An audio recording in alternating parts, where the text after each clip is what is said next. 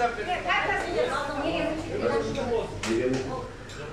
негізі барды бұл жерде мен таныған ағай жерлерім бар деп отырады. Bir жағынан сөйлегенмен терде отырмын, bir жағынан жүректен ырдағанда дағы теріс шығады да.